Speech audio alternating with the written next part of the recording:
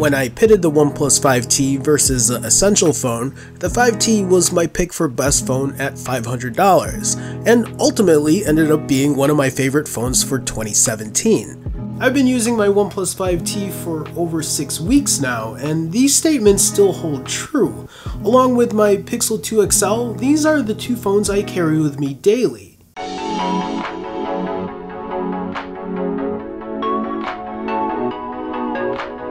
When the OnePlus 5T's predecessor, the OnePlus 5, released in June, I had already given it high marks for its excellent performance at a price well below the competition. But then OnePlus released the 5T before the end of 2017 and built on the 5 with a bigger screen while keeping a similar form factor, moved its super fast fingerprint reader to the back, and updated its secondary rear camera for better low-light performance in its photos. Its biggest and most noticeable change came in its display, slimming its bezels and looking more like a modern flagship for 2017. A 6-inch screen with an 80% screen-to-body ratio versus the 5.5-inch 73% ratio on the 5. And even though the 5T only produces a 1080p resolution, it's not something I notice versus higher-end Quad HD offerings. I still get a bright, clear, and colorful display with a number of calibration choices. And what was available only in black now has a white option, which would have been my pick had it been available then. OnePlus also colored its alert slider red, a nice touch that reminds me of my Pixel 2 XL's orange power button on the black and white model. Unfortunately, this version only comes in the more expensive 128GB internal storage / 8GB RAM variant for $559. If you're looking for the cheaper $499 model with 64GB of internal storage and 6GB of RAM, it only comes in black. But at either of these price points, you're getting a well-designed, quality-built device that rivals many of the higher flagship phones.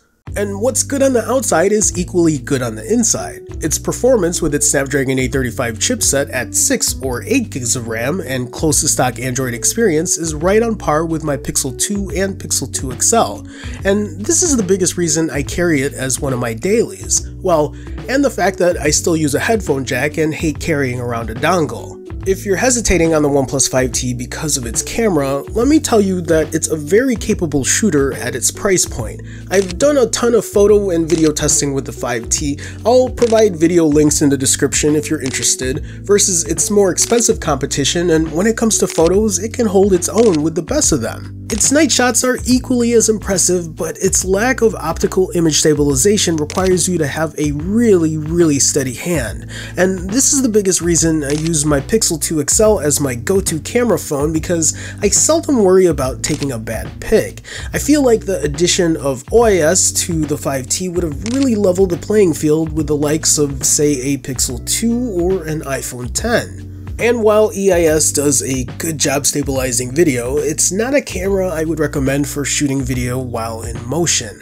Stick to standing in place or using a tripod if you really need to record in a pinch. Despite its lack of OIS and issues with video in motion, it's honestly an excellent camera to use for photos that keeps up with its higher priced brethren. My experience with the 5T's battery has been above average, easily lasting me a full day's worth of use. I can unplug early in the morning and still come home at night without worrying about filling up. But if you're someone that's a super heavy user, charging the 5T is incredibly fast, filling up from 0 to about 93% in an hour, and completely full in about an hour and 15. Its single bottom firing speaker isn't the best placement, but it gets plenty loud for media consumption. There is no dust and water certification on this phone, so there's no dragging this thing in the shower with you, and there's no wireless charging if that's a feature you're looking for. But at $500, you're getting a device that rivals the best of the best in terms of its performance. A clean UI that's super customizable, a phone that comes with a convenient alert slider, aka a mute switch,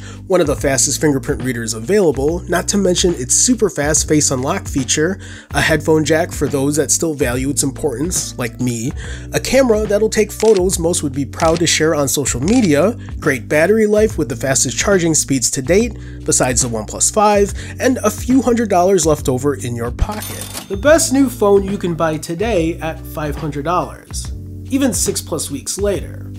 Let's just hope OnePlus doesn't put a new phone out like next week.